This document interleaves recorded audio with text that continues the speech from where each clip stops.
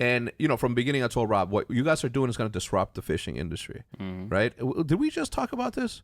I feel like you and I discussed it. Like I said that they were going to be in a magazine, in the front of the magazine of Life. What was the most popular fishing magazine?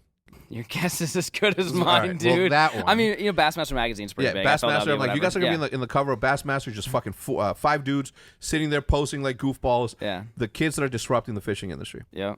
You guys got so big that that's never going to happen. No. I'm going to tell you why. Because they're haters and they don't want to change the status quo. Yep. They want to keep who they want to keep in place to be whoever they want to be. And for what it's worth, good for them. You know, they too need to eat, because there is definitely a place for competition in fishing, and that should always be a tradition. I watch it. Yeah, for sure. You know what I mean? Yeah. DC obviously is like my favorite. Ding. Yeah, ding. Yeah. Ding. Even though he broke my boat, it's all good. Oh, did he? Nah, he stepped on the one of the buttons in the front. I don't even know my boat. I don't know my boat, dude. Anyway, so you go up to these people and you're like, hey, please sponsor me. And they said no. They said no. You're like, all right, fine. No. Fuck you. If you guys aren't going to sponsor me, I'm going to make my own fucking baits. Yep. And That's Googan exactly baits are born. Yep. You guys went down to Mexico, had a couple of Coronas, a couple of margaritas. Yeah, sure. Too many? Sure. How did you guys come up with those names? That's it. I remember, I think I probably have photos on my phone from the night. I remember like taking pictures like, oh, we're going to want to look back on this. Yeah. You know, little couple margaritas, whatever. And I remember we were just sitting on the porch at the little, it's not a resort, whatever you want to call it.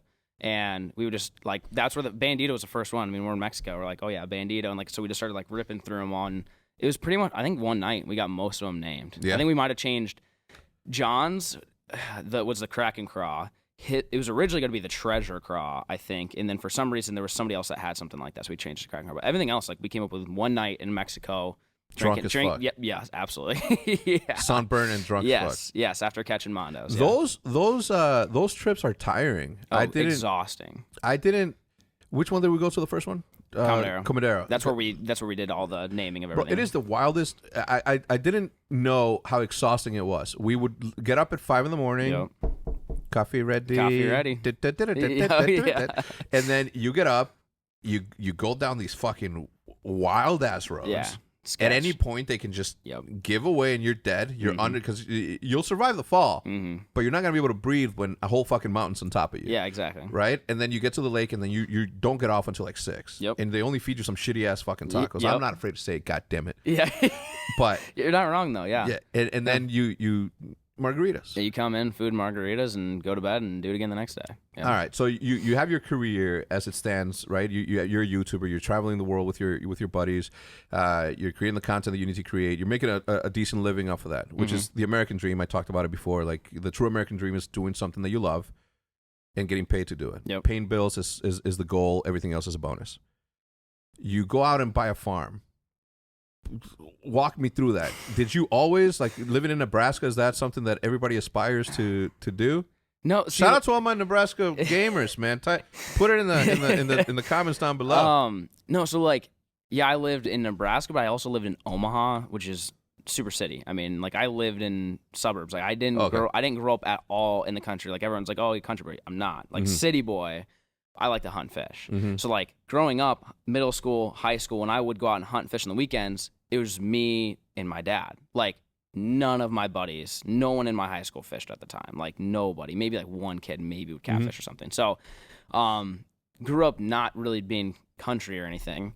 And my future brother-in-law, they own a bunch of farms just south of Omaha. And I went down there one day randomly. I was like, dude, this looks really good for hunting. Like really good for, and he has no idea. He's just a corn farmer. Yeah. I'm like, hey, can I lease all this? Like, can I? He's like, sure. So we leased it, went through a year. And throughout that year, instead of just going down there and duck hunting and deer hunting, I would like make farm vlogs, which at the time weren't a thing. So like looking back now, you're like, oh yeah, of course farm vlogs. But at the time, it's like, no.